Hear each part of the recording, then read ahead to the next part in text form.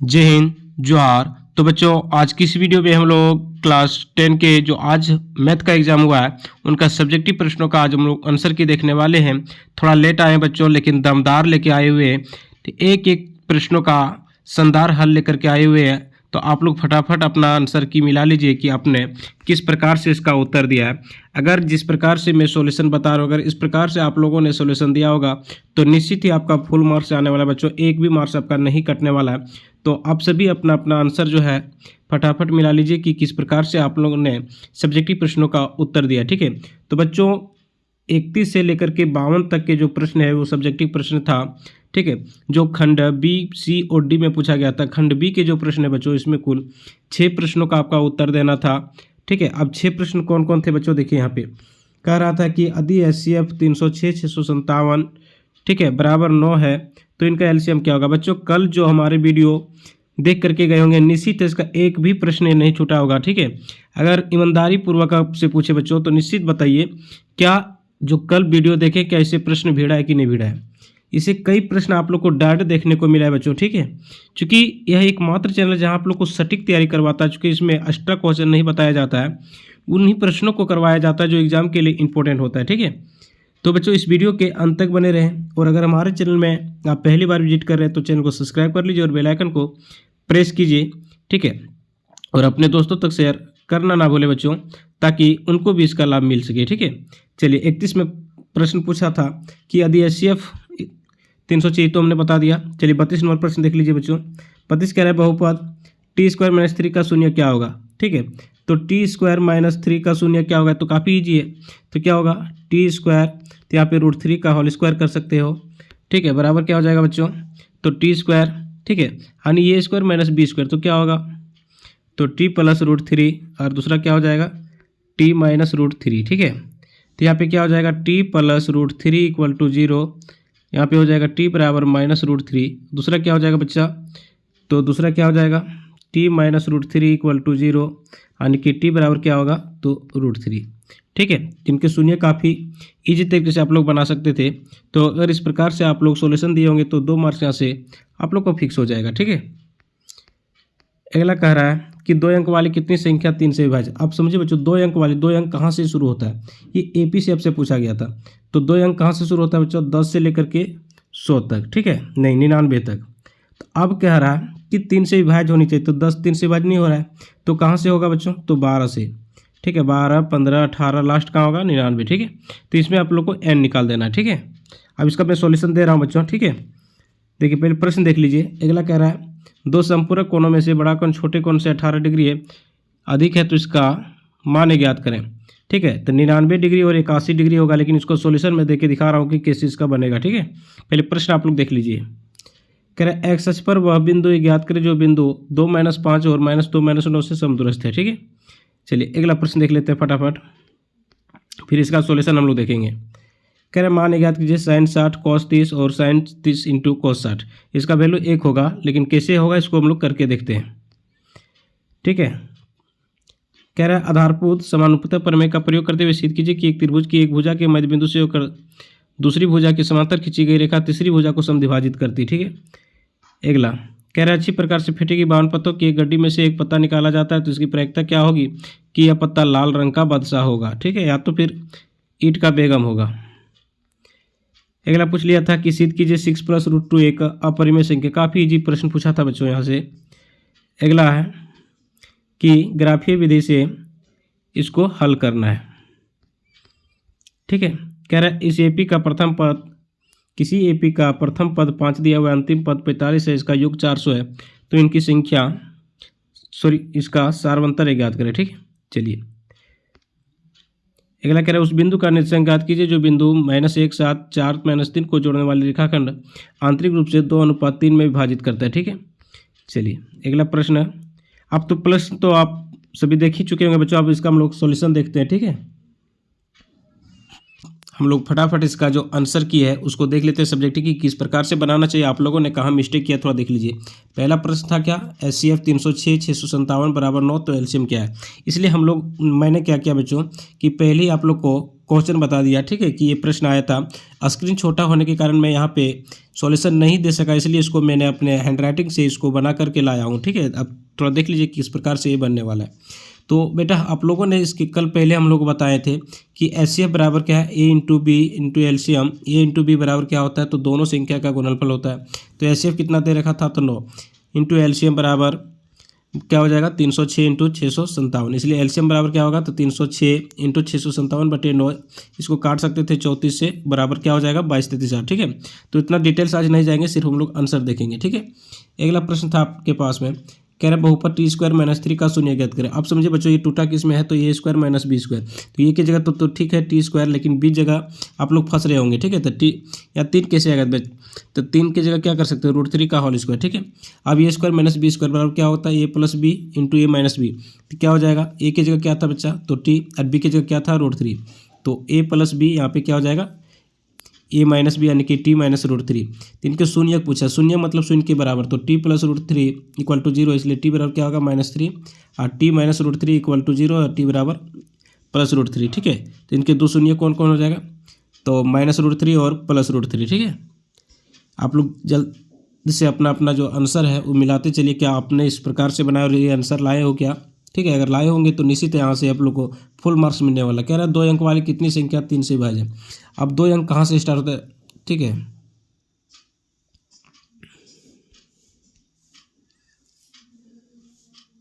कह रहा है कि 2 अंक वाली कितनी संख्या 3 से विभाज्य, ठीक है। यहाँ पे देखने में मिस्टेक हुआ था बच्चों, ये आंसर नहीं होगा। 2 अंक वाली कितनी संख्या 3 से विभाज्य, तो 2 अंक कहाँ से शुरू होता है, तो 10 से, ठीक है, और लास्ट कहाँ जाता है 99 तक। तो यहाँ पे एपी जो बनेगा बच्चों, ये 12 हो जाएगा, 15 हो जाएगा, 18, और लास्ट क्या हो जाएगा, तो 99 हो जाएगा, ठीक है। तो ठीक इसी प्रकार बच्चों, जिस प्रकार यहाँ पे हमने सॉल्व किया है, ठीक है, तो इसी प्रकार से आप लोग n का मान निकाल लीजिएगा, ठीक है। थोड़ा मेरे यहाँ से मिस्टेक हुआ है कि हमने यहाँ पे क्या किया, 3 से ले लिया, ठीक है, चूँकि हमको देखने में मिस्टेक हुआ था। तो यहाँ से आप लोग क्या कीजिएगा, तो 12 से स्टार्ट कीजिएगा, यानी कि ये बराबर क्या है 12। तो जहाँ हमने ये बराबर 3 लिया, वहाँ पे क्या लिख रखोगे आप लोग, तो ये बराबर 12 रखोगे, ठीक है। तो बाकी सारा का आंसर सेम आएगा, ठीक है। तो इस प्रकार से इसका आप लोग सॉल्यूशन देख लीजिए। चलिए अगला देख लीजिए बेटा। तो अगला कह रहा है 2 संपूरक कोण में बड़ा कोण छोटे कोण से 18 डिग्री अधिक है, तो उन्हें ज्ञात करें। अब 2 संपूरक कोण मतलब क्या होता है कि 2 कोणों का योग 180 डिग्री के बराबर। तो बेटा पहला मान लेंगे हम लोग बड़ा कोण x, दूसरा क्या मान लेंगे y। तो कह रहा है ये संपूरक है। संपूरक मतलब क्या होगा कि x + y = 180। अब कह रहा है एक कोण दूसरे से 18 अधिक, मतलब दोनों में डिफरेंस कितने की है, तो 18 का है, ठीक है। तो x - y = 18। अब दोनों समीकरण को क्या करेंगे, तुम लोग हटा देंगे, ठीक है। अब यहाँ y कट जाएगा, तो क्या बचा 2x बराबर, इसको जोड़िएगा तो क्या होगा 8, 18, 19 यानी 198, ठीक है। तो x बराबर क्या हो जाएगा 99 डिग्री, ठीक है। अब समझिए x का मान जो है बेटा वो समीकरण 1 में रख दीजिए। तो x + y बराबर क्या होगा 180। तो x का वैल्यू कितना था 99, 99 + y बराबर 180, इसलिए y बराबर 180 - 99 = क्या हो जाएगा 81 डिग्री, ठीक है। तो अगर इस प्रकार से आप लोगों ने बनाया होगा तो निश्चित आपका आंसर सही होगा। अगला प्रश्न आपसे पूछ लिया था कि x अक्ष पर बिंदु ज्ञात करें, वह बिंदु ज्ञात करें जो 2 - 5 और -2 9 से समदूरस्थ है। अब समझिए x अक्ष पर, तो x अक्ष पर y का मान क्या होता है बेटा, तो 0 होता है, ठीक है। तो मान लिए p, ठीक है, a और b जो है वो p से समदूरस्थ है, तो क्या हो जाएगा, तो पी ए बराबर क्या होगा पी बी, यानी यहाँ की जो डिस्टेंस होगा, ये जो डिस्टेंस होगा आपस में क्या होगा, तो बराबर होगा। तो आप लोगों ने डिस्टेंस फार्मूला पढ़ रखा बेटा, क्या होता है x2 - x1 का whole square plus y2 - y1 का होल स्क्वायर, ठीक है। तो यही हमने किया। तो x2 - x1 का होल स्क्वायर क्या हो जाएगा x - 2 का होल स्क्वायर, फिर क्या हो जाएगा तो y2 - y1 का होल स्क्वायर, तो y2 क्या हो जाएंगे, तो 0, 0 में से यहाँ पे माइनस में है अपने, तो माइनस क्या हो जाएगा प्लस, तो 0 + 5 का होल स्क्वायर, ठीक है। तो यहाँ पे फिर वही फार्मूला सेम लगेगा, तो क्या हो जाएगा x + 2 का होल स्क्वायर और x, ठीक है, 0 - 9 का होल स्क्वायर। इसको जब हल करोगे बेटा, ठीक है, तो क्या आएगा, तो x बराबर 7 आ जाएगा, ठीक है। सिर्फ हम लोग को आंसर से आज मतलब है, इतना ज़्यादा डिटेल्स हम नहीं जाने वाले, ठीक है। तो इसका जो निर्देशांक हो जाएगा क्या हो जाएगा, तो 7 और 0, ठीक है। अगला देखिए, अगला प्रश्न आपसे पूछ लिया था कि sin 60 × cos 30 और sin 30 × cos 60 का मान क्या होगा। तो आप लोग को अगर वैल्यू पता होगा बच्चों तो निश्चित ही बन गया होगा। अगर नहीं भी वैल्यू पता होगा तो हमने आप लोगों को एक ट्रिक बताया था निकालने के लिए, उससे आसानी से आप लोग निकाल सकते हो, ठीक है। ठीक है, तो sin 60 का वैल्यू क्या होता है √3/2 और cos का क्या होता है √3/2, ठीक है। तो sin 30 का वैल्यू क्या हाफ और cos 60 का वैल्यू हाफ। तो √3 को √3 से गुना करोगे तो क्या होगा 3/4, और 1 को 1 से गुना करोगे तो 1, और 2 को 2 से गुना करोगे तो 4। अब इसका एलसीएम फाइंड करोगे तो बेटा क्या होगा 4, और 3 + 1 4, 4/4 = 1। ठीक है, अगला कह रहा है सिद्ध करें कि 6 + √2 एक अपरिमेय संख्या है। तो बेटा काफ़ी इजी प्रश्न पूछ लिया था, इसको हमने कई बार करवाया। ठीक है, तो माना 6 + √2 क्या है एक परिमेय संख्या, हम लोग ऑपोजिट मान लेंगे। तो 6 + √2 = p/q, जहाँ p और q क्या होगा एक पूर्णांक, q नॉट इक्वल टू 0। अब √2 बराबर क्या हो जाएगा, तो ये जो 6 प्लस में दिख रहा है इधर जाएगा तो क्या होगा माइनस में। ठीक है, अब इसको समीकरण 2 मान लेंगे। आप समझे बेटा √2 क्या है एक अपरिमेय संख्या, जबकि ये क्या है एक परिमेय संख्या।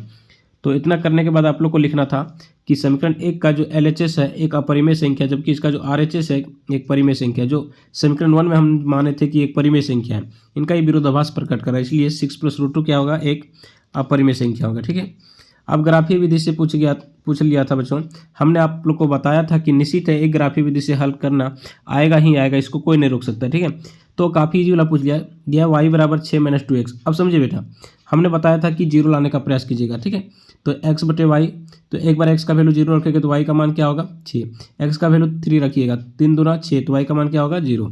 दूसरा जो समीकरण था 2x - 2, तो y का वैल्यू एक बार क्या रखोगे, सॉरी x का वैल्यू तो 0 रख दीजिए, तो 2 को 0 से गुना करोगे तो क्या होगा 0, 0 को 2 से घटाइएगा तो क्या होगा -2। फिर यहाँ पे 0 लाने का प्रयास कीजिए, तो क्या रखोगे 0 आ जाएगा, 1 रखिए, तो 2x के जगह पे 1 रखिएगा तो क्या होगा 2 × 1 -2, यानी कि 2 - 2 = क्या हो जाएगा 0। ठीक है, अब इसका हम लोग ग्राफ तो खींच ही सकते हैं, तो आज इतना खाएंगे। ठीक है, कि कैसे खींचा, सिर्फ आंसर देख लीजिए कि अगर इस प्रकार से बनाएंगे तो निश्चित है। अब देखिए इसका ये था, अब कहाँ पे कटान है बिंदु, इनका कटान बिंदु कहाँ पे है, तो यहाँ पे देखिए इधर से मिल रहा है इधर से। ठीक है, तो x और y का जो मान होगा बेटा वो क्या हो जाएगा 2 और 2, यानी x का भी वैल्यू 2 और y का भी वैल्यू क्या हो जाएगा 2। अगला प्रश्न कह रहा है किसी एपी का प्रथम पद 5, अंतिम पद 45 योग बराबर 400 है, तो पदों की संख्या क्या होगा। कल ही हमने बता के आप लोग को बोले थे एग्जाम में जाने के लिए। ठीक है, कि इसको जरूर देख लीजिए।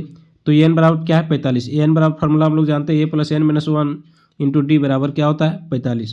तो ये का वैल्यू कितना है 5, रहने देंगे, इसको नहीं पता है रहने देंगे, बराबर 45। इसलिए n को d से गुना करोगे तो ND - d = क्या होगा 45 में 5 बजाएगा तो 40, समीकरण 1 मान लेंगे। ठीक है, अगेन इसका योग क्या दिया है तो 400। हम चलिए, तो योग का आप लोगों ने एक फार्मूला पढ़ा हुआ है n/2 a + l = 400। तो n/2 ठीक है, ये की जगह कितना बेटा तो 5, 5 + 45 क्या होगा 50 बराबर 400।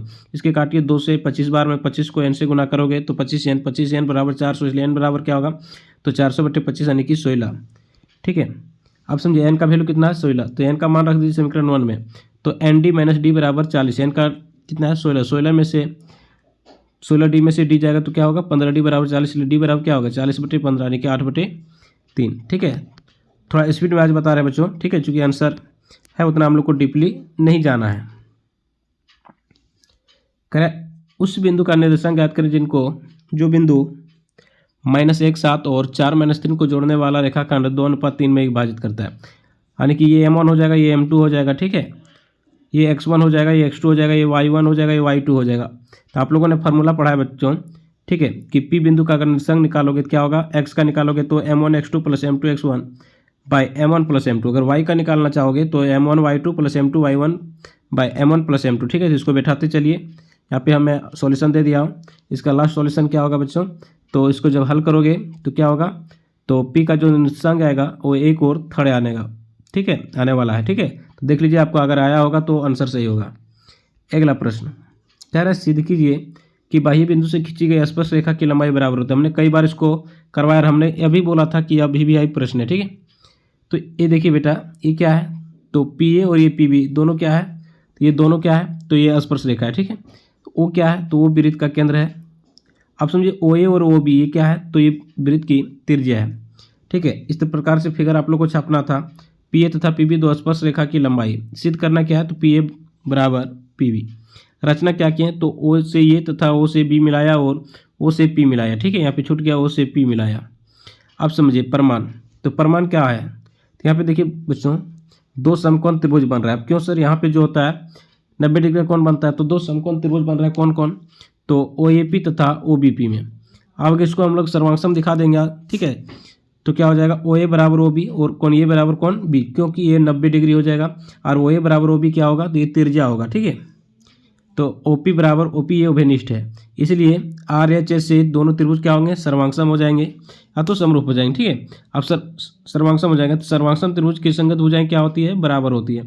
इसलिए ओ पी ए बराबर क्या हो जाएगा बेटा, तो सॉरी पी ए बराबर क्या होगा, पी बी, यानी ये दोनों आपस में बराबर होगा। ठीक है, इतना आप लोग को कर देना था और यहाँ से आप लोग को 3 मार्क्स पक्का मिलने वाला था। ठीक है, अगला चलिए देख लीजिए, कल ही हमने बताया था कि इसको एकदम आप लोग देख ही लीजिए, चूंकि ये मोस्ट इंपॉर्टेंट है, ये 2 सेक वाला। ठीक है, देखिए इसको पूछ दिया गया है, कह रहा है 1 प्लस साइन ये बटे 1 minus sine equal to sec A plus ten ये।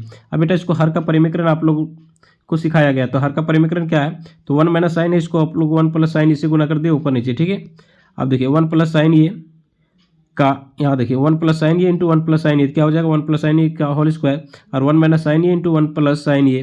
तो आप लोग एक फार्मूला पढ़े हैं क्या, कि ए प्लस बी इंटू क्या होता है, ए माइनस बी बराबर क्या होगा, ए स्क्वायर माइनस बी स्क्वायर। तो ये 1 का होल स्क्वायर माइनस क्या हो जाएगा, साइन स्क्वायर ये। ठीक है, तो अगला क्या होगा, तो 1 प्लस साइन स्क्वायर ये। अब 1 माइनस साइन स्क्वायर ये बेटा क्या होगा, तो 1 माइनस साइन स्क्वायर थीटा बराबर होता है कॉस स्क्वायर थीटा। ठीक है, तो यहाँ पे हो जाएगा कॉस स्क्वायर ये। अब समझिए इसको रूट हटा देंगे तो क्या हो जाएगा, तो यहाँ पे स्क्वायर है तो यहाँ हो जाएगा 1 प्लस साइन ये, और यहाँ पे कॉस स्क्वायर ये है तो क्या हो जाएगा, कॉस ये। अब इसको अलग अलग कर देंगे तो 1 बाय कॉस ये, और यहाँ पे क्या हो जाएगा, साइन ये बटे कॉस ये। अब समझिए थोड़ा, यहाँ पे 1 बाय कॉस ये किसका होता है, तो सेक ये का होता है, और साइन ये बटे कॉस ये किसका होता है बेटा, तो टेन ये का होता है। ठीक है, तो इतना आप लोग को करना था। अगला ठीक है, तो अगला जो प्रश्न था आप लोग का, कि 15 सेंटीमीटर भुजा वाले एक वर्ग में एक खूंटा गढ़ाया गया है। ठीक है, उसको 5 मीटर की रस्सी से घोड़े को बांधा गया, तो घोड़े द्वारा चले जाने वाले अधिकतम क्षेत्रफल ज्ञात करना। ठीक है, अब समझिए ये क्या है, तो एक वर्ग है, इनकी भुजा की लंबाई कितनी है, 15। अब समझिए 5 मीटर रस्सी से घोड़े को बांध दिया गया है। अब खूंटा कहाँ पे, यहाँ पे है, तो इनकी जो त्रिज्या होगा वो रस्सी की लंबाई होगा। ठीक है, तो त्रिज्या यानी आर बराबर कितना होगा, 5। अब समझिए वर्ग में प्रत्येक कोण कितने डिग्री का होता है, तो 90 डिग्री, यानी कि थीटा बराबर क्या हो जाएगा, 90 डिग्री। ठीक है, तो त्रिज्यखंड का क्षेत्रफल आपसे पूछ लिया, त्रिज्यखंड का क्षेत्रफल क्या होता है बेटा, तो कहोगे सर थीटा बटे 360 इंटू पाई आर स्क्वायर। तो थीटा की जगह क्या बैठाओगे, तो 90 बटे 360, यानी कि 1/4। अब पाई का मान लेने बोला था आप लोग से 3.14, तो यहाँ हो जाएगा 3.14 इंटू 5 इंटू 5। ठीक है, इसको जब हल करोगे तो क्या हो जाएगा, 19.625 आना चाहिए। ठीक है, अब देखिए जो सेक्शन डी का था उसका प्रश्न हम लोग देख रहे हैं। एक द्विघात समीकरण है, इनका विविक्तर पूछ लिया गया था, प्रकृति और मूल पूछ लिया था। तो 2x² minus 2√2x plus 1 equal to 0। तो बेटा यहाँ से आप लोग को डी निकालना था, डी बराबर क्या हो जाएगा, b² माइनस 4ac। तो 2√2 का होल स्क्वायर माइनस 4, ये की जगह कितना है, तो 2, और c की जगह कितना है बेटा, तो 1। तो यहाँ पे हो जाएगा 2 दूना 4, 4 दूना 8, 8 में 8 जाएगा तो क्या होगा, 0। तो आप लोगों ने पढ़ रखा है, यदि डी का मान 0 हो तो इनके दो समान मूल होंगे, यानी अस्तित्व में होगा। तो इसका मूल क्या होता है, तो माइनस b/2a। तो माइनस, और b का वैल्यू कितना था, तो माइनस 2√2 था। ठीक है, बटे 2a का वैल्यू कितना है, तो 2। तो यहाँ पे हो जाएगा 2√2 बटे 4। इसको काट सकते हैं आप लोग, तो 2 का 2, 2 दूना 4। ठीक है, अब फिर यहाँ पे काट सकते हैं, तो √2 को 2 से, यानी कि 1/√2। ठीक है, जिसका दो मूल क्या हो जाएगा, तो 1/√2 और 1/√2। अगला प्रश्न बेटा कह रहा है, एक समतल जमीन पर खड़ी मीनार की छाया की लंबाई 40 मीटर है, और 40 मीटर अधिक हो जाती है जब सूर्य का उन्नयन कोण 60 डिग्री से घटकर कितना हो जाता है, तो 30 हो जाता है। ठीक है, यानी 60 से घटकर कितना हो जाता है, 30 होगा। देखिए फिगर इस प्रकार से बनता है आपका, आप लोगों ने किस प्रकार बनाया है थोड़ा देख लीजिए। ठीक है, इस प्रकार से फिगर बनेगा। तो बेटा ट्रेंगल ABC में लेंगे तो क्या लेंगे, tan 60 डिग्री। तो tan 60 लेंगे तो क्या होगा, तो tan बराबर क्या होता है, P/B, यानी कि P की जगह क्या होगा, AB/BC। इसको क्या माने हम लोग, H माने। ठीक है, अब BC की क्या मान लेंगे, इसको हम लोग X मान लेंगे। तो √3, चूँकि tan 60 का वैल्यू क्या होता है, √3/1 बराबर क्या हो जाएगा, H/X। इसको जब मल्टीप्लाई क्रॉस करोगे तो H बराबर क्या होगा, तो √3x हो जाएगा। ठीक है, अब समझिए, अब ट्रेंगल ABD में लेंगे, ट्रेंगल ABD में तो इसमें लोगे तो अब थीटा क्या लेना है, तो 30 डिग्री। तो tan 30 बराबर क्या होगा, तो फिर वही P/B, यानी AB/BD। तो इसका वैल्यू क्या होता है, 1/√3। तो AB बराबर क्या है, तो H, और इसका BD बराबर क्या होगा। आप समझिए यहाँ से यहाँ, अब समझिए बेटा यहाँ से यहाँ इसको x लेना है और ये क्या लेना है, तो 40 भी लेना है, यानी x प्लस क्या हो जाएगा, 40। ठीक है, अब समझिए इसको जब मल्टीप्लाई करोगे बाय क्रॉस तो क्या होगा, √3h बराबर x प्लस 40। अब यहाँ समझिए h बराबर कितना है, तो यहाँ देखिए h बराबर क्या है, √3x। तो वहीं पे हम लोग क्या करेंगे, जहाँ h है वहाँ पे √3x बैठा देंगे। तो √3 को 3 से गुना करेंगे तो क्या होगा 3x, ये प्लस में x दिख रहा है इधर आएगा तो क्या होगा माइनस में बराबर 40, तो 3x में x जाएगा तो क्या होगा 2x बराबर 40, इसलिए x बराबर क्या होगा 40/2 यानी कि 20। अगला प्रश्न था आपके पास में, कह रहा है 7 सेंटीमीटर भुजा वाले घनाकार ब्लॉक के ऊपर एक अर्धगोला रखा गया है, तो इसका अधिकतम व्यास क्या होगा तथा इनका पृष्ठीय क्षेत्रफल ज्ञात करें। समझिए, तो इसको इस प्रकार से आप लोग बना सकते थे। अर्धगोले का व्यास क्या है, तो अर्धगोले का जो व्यास है वो घन की भुजा है, ठीक है। तो इनकी त्रिज्या क्या होगा, तो घन की भुजा का आधी यानी कि 7/2 यानी कि 3.5। अब इस ठोस का क्षेत्रफल निकालना था, कैसे निकालोगे, तो घन का पृष्ठीय क्षेत्रफल प्लस अर्धगोले का पृष्ठीय क्षेत्रफल, अर्धगोले का क्षेत्रफल इसमें से घटा दीजिए अर्धगोले का आधार का क्षेत्रफल, ठीक है, यानी कि 6a² प्लस 2πr² में से क्या घट जाएगा, तो इनका आधार का क्षेत्रफल मतलब πr²। अब समझिए 6a², 2π में से 1πr² चल जाएगा 2πr² में से, तो क्या हो जाएगा 1πr², ठीक है। अब 6 1 का कितना है वैल्यू बेटा, तो 7 का होल स्क्वायर 22/7, आर का वैल्यू कितना है 3.5 × 3.5, इसको जब हल करोगे तो क्या हो जाएगा 332.5, ठीक है। तो इस प्रकार से हम लोग थोड़ा स्पीड में इसका जो है आंसर की इसको देख लिए।